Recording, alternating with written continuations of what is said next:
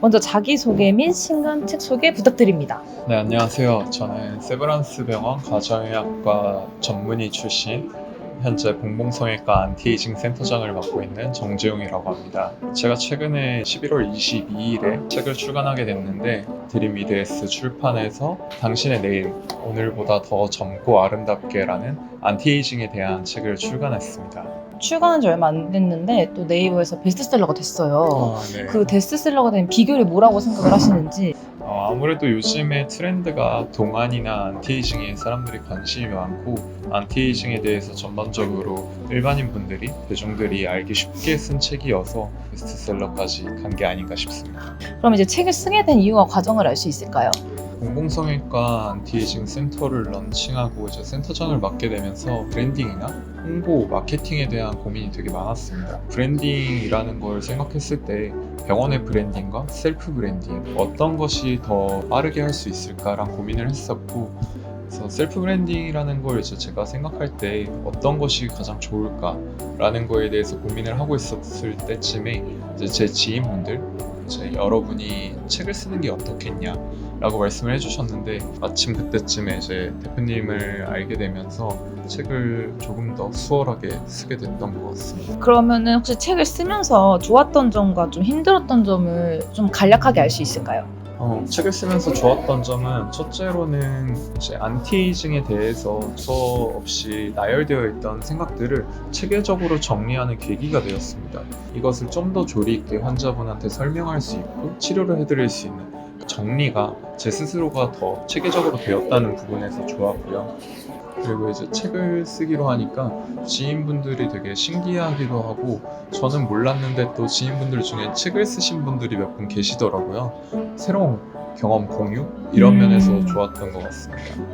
아무래도 네. 이제 힘들었던 게, 제가 전문 작가가 아니다 보니 네. 이제 어떤 창작을 조금 해야 되는데, 또 의료다 보니까 창작의 케이스도 아니고, 네. 또 마냥 의료적으로 쓰기에는 또 일반 대중들이 읽기가 조금 네, 어려울 네. 것 같아서 그런 영역을 조절하는 게 조금 힘들었고, 제가 어쨌든 본업이 있다 보니 시간을 쪼개서 밤새 가면서 책을 썼었는데 그런 시간들이 조금 또 힘들게 다가왔던 것 같습니다. 책을 쓰기 전후 이제 뭐 한 달이 좀 안 되긴 했지만 확실히 좀 달라진 게 많으실 것 같아요. 의사로서, 그리고 브랜딩이 된 의사로서 강연을 할 수 있는 기회도 왔다고 생각을 하고, 또 어떻게 보면 오빠가 이제 인스타그램과 유튜브를 본격적으로 시작을 하게 되셨는데, 그 SNS 마케팅을 시작할 때 어쨌든 책을 쓴 사람이다라고 시작을 하는 그 뿌리 때문에 생기는 공신력들이 책을 썼을 때 느껴지는 그 장점이 될 거라고 저는 생각을 합니다. 일단은 사실 이 파트 1 같은 경우는 네. 안티에이징 자체가 사실 5, 60대 해야 되지 않나라는 생각을 했었어요. 근데 네. 여기에 다각적으로 태어날 때부터 안티에이징을 시작해야 된다 이렇게 네. 쓰셨더라고요. 이 얘기가 어떤 얘기인지 궁금합니다. 이제 안티에이징이라는 게 얼리 안티에이징이라 그래서 요즘에는 일찍 안티에이징을 시작해야 된다라는 분위기가 이제 형성되고 있습니다. 네네네. 우리가 보통 성장기 10대 때부터 20살에 이르기까지, 성인이 될 때까지 보통 성장을 계속하면서 우리의 몸이 정점에 이르렀다가 이제 20대가 지나가면서 점점 하락세로 들어가고 네. 노화가 진행되기 때문에 네. 안티에이징을 미리 노화가 오기 전, 미리 준비해야 된다. 네, 미리 준비하는 것이 네. 노화를 방지하고 막는 것에 도움이 된다라고 네. 설명하고 있습니다. 네, 그럼 파트 2에서 보면은 에이징, 노화에 대해서 이제 쓰셨는데, 늙으면은 어쨌든 노화가 되는 건 알겠는데 노화가 언제 시작이 되는 건가요? 쉽게 생각했을 때는 20대쯤부터 이제 노화가 서서히 진행된다고 생각하시면 될 것 같습니다.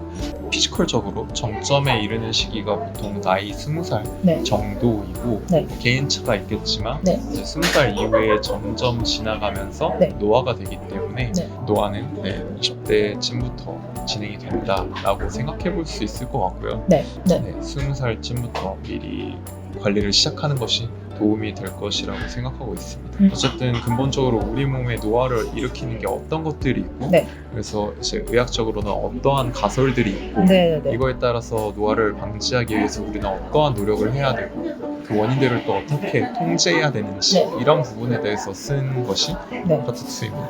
네, 그럼 노화는 그러면 사실 20대 정도라고 하셨잖아요. 네. 우리 몸에 노화가 왜 일어나는 거예요? 세포를 냉동시킬 수 있는 방법은 없는 건가? 특정 장기 같은 경우에 말씀하신 난자라든지 네. 특정 부분을 네. 이제 냉동 보존을 하는 경우가 있지만 네. 세포 단위에서만 가능하지 네. 어떤 개체로서의 사람한테는 불가능하기 때문에 그래서 우리를 안티에이징을 위해 뭐 세포를 네네네. 올린다라는 네. 거는 사실 어려운 부분이에요. 네. 그러면 이게 어떤 현상을 봐야 제가 노화되고 있다는 걸 알 수 있어요? 그러니까 주름? 겉으로 보여지는 것도 있고 속으로 이제 느껴지는 것도 네. 있을 텐데 네. 보통 겉으로 보여지는 건 이제 피부에서 네. 주름이나 네.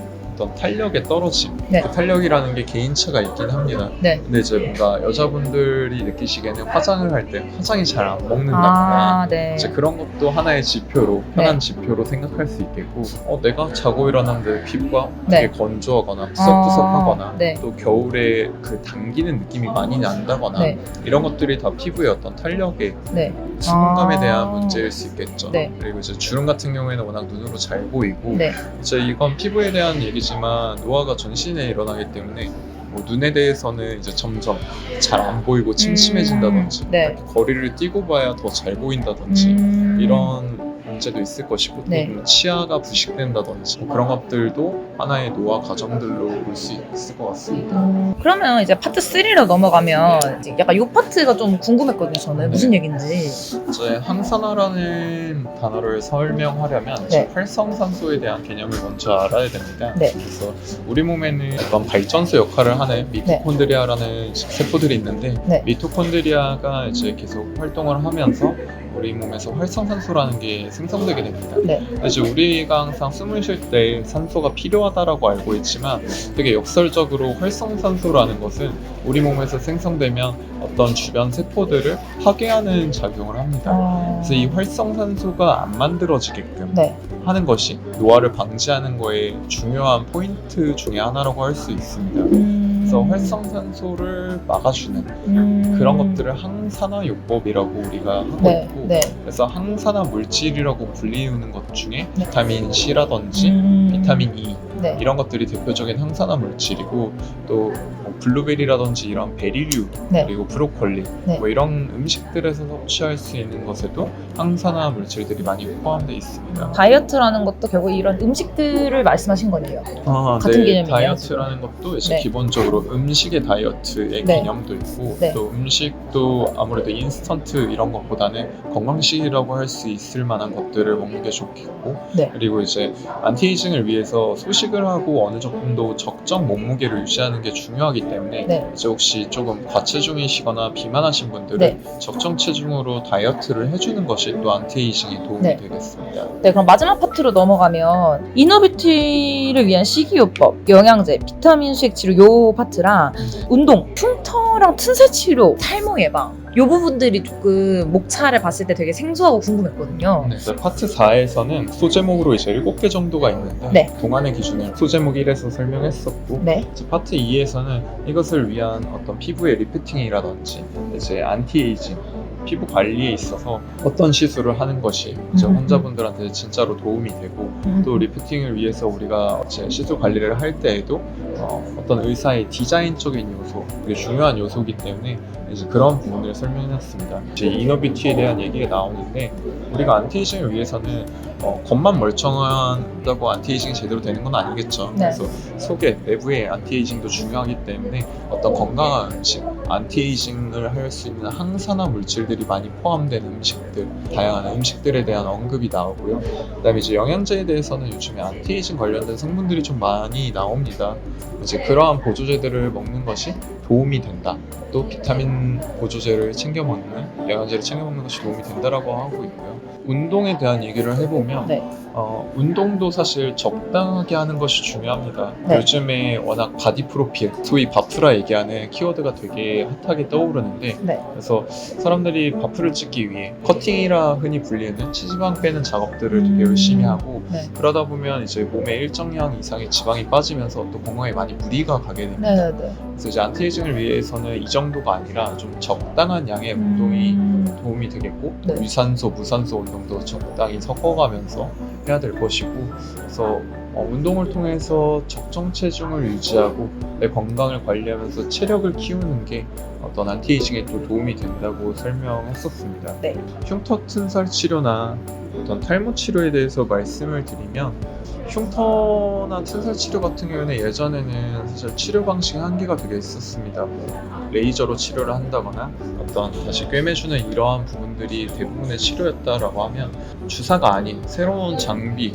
세포 재생을 할 수 있는 재생에 최적화된 약물들, 또 줄기세포 이런 것들을 포함된 약물을 이제 주입해서 네. 그 근본적으로 흉터나 튼살을 재생시키는 이런 치료들을 하고 있습니다. 네. 이제 이거에 비슷한 개념에서 탈모 치료도 모발 이식이라든지 네. 이런 치료가 아니라 그 두피 전반에 두피를 근본적으로 건강하게 네. 또 모근을 튼튼하게 해줄 수 있는 네. 재생 약물들을 이제 새로운 장비를 통해서 이제 두피 전체에 주입을 해주면 네. 또 머리가 모발이 새로 자라나는 것들을 볼 수 있고 탈모가 방지되는 것들을 볼 수 있습니다. 제가 주로 활용하고 있는 미라젯 장비라는 것을 얘기를 안 할 수가 없는데 니들 프리 인젝션이라 그래서 주사바늘 없이 주입을 할 수 있는 장비입니다. 주사기를 연결할 수 있는 부분이 있어서 그 주사기에 어떤 약물을 배합해서 연결하는 거에 따라 다양한 약물을 주입할 수 있는 장비여서 이제 흉터 치료, 튼살 치료, 탈모 치료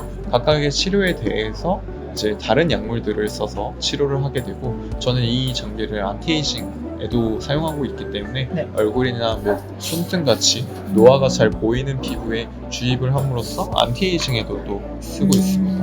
그러면 마지막으로 이 책이 사람들한테 이제 어떤 책으로 기억됐으면 좋겠는지 이제 인터뷰를 하면서 이 촬영을 마무리를 해볼까요? 안티에이징이라는 키워드, 또 동안이라는 키워드는 누구나 관심이 있고 좋아할 만한 키워드라고 생각합니다.